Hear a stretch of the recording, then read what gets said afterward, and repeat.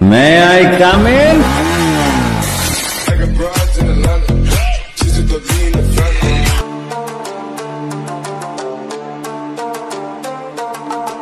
আসসালামু আলাইকুম ভিউয়ার্স, আশা করছি আপনারা সকলে ভালো আছেন। তো এই ধরনের ভিডিওগুলো মেকিং করার জন্য আমাদের কিছু ম্যাটেরিয়ালস প্রয়োজন হবে, যেমন হচ্ছে ভিডিও ক্লিপ এবং সাউন্ড।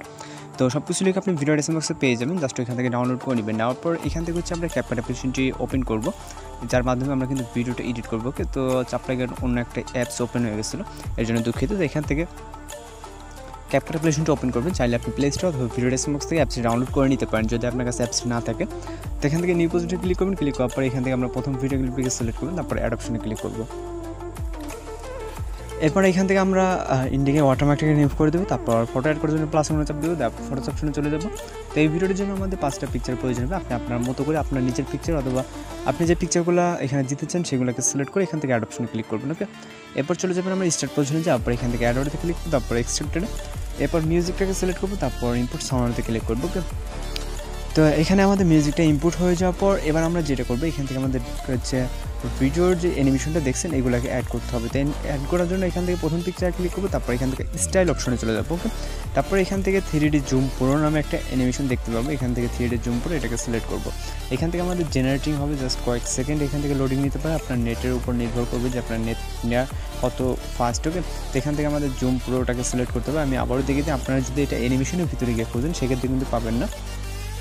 যারা নতুন ইউজার, যারা এটা সম্পর্কে জানেন না, তারা কিন্তু হয়তো বা অ্যানিমেশনের ভিতরে গিয়ে খুঁজতে পারেন, দেখা যাচ্ছে এই ইফেক্ট আপনারা পাচ্ছেন না আর কি, যেটা এর আগে অনেক ভিডিওতে ছিল। আমি আরেকবার দেখিয়ে দিই। এখান থেকে আমরা জাস্ট পিকচার ক্লিক করবো। ক্লিক করার পর দেখেন এখানে অ্যানিমেশন, তারপর স্টাইল অপশন, স্টাইলে যাবো। এখান থেকে আমরা কিছু রাইট সাইড স্ক্রল করলে দেখবেন যে এখান থেকে 3D জুম প্রো। ওকে, একটা আছে 3D জুম এবং একটা আছে 3D জুম প্রো। তো এখান থেকে জেনারেটিং হওয়ার জন্য আপনারা কিন্তু 5 থেকে 10 সেকেন্ড সময় নিতে পারে, সেই পর্যন্ত অবশ্যই আপনাকে কিন্তু অপেক্ষা করতে হবে। ওকে, এখানে পুরোটাকে সিলেক্ট করে দিতে হবে। ওকে, তো এইভাবে কিন্তু আমরা প্রত্যেকটা বলতে 5টাতে কিন্তু আমাদের মোটামুটি স্টাইল ইফেক্টটা কিন্তু অ্যাপ্লাই হয়ে গেছে। তো হয়ে যাওয়ার পর এবার আমরা যেটা করবো, ডিউরেশন সেট আপ করার দরকার নেই, যেরকমটা থাকবে সে ঠিক ওরকমই থাকবে। ওকে, অটোমেটিক্যালি ওর মতো হয়ে যাবে। এখন জাস্ট আমরা এবার এই অনুযায়ী আমাদের পিকচারটা ফুল স্ক্রিন করে নিব। এই যে ফরম্যাটটা সেই ফরম্যাট অনুযায়ী কিন্তু আমরা কিন্তু প্রথমে করে নিই, এখন কিন্তু করতেছি, যেটা আমাদের অ্যাপ্লাই হওয়ার পরেই করতে হবে। ওকে, তো ফাইনালি এখন আমরা ভিডিওটাকে প্লে করবো। এখান থেকে আমরা সাউন্ডটাকে হাইড করে দিচ্ছি আমাদের ব্যাকগ্রাউন্ড মিউজিক কপিরাইটের সমস্যার কারণে, যদি ভিডিওটা অনেকটা লং। তো এখান থেকে আমাদের আশা করি এখানে সাউন্ড তারপরে যেরকমটা প্রয়োজন আপনারা এই ইফেক্ট সম্পর্কে অনেকেই হয়তো বা জানেন, আর যদি না জেনে থাকেন তাহলে তো আজকে জেনে গেলেন।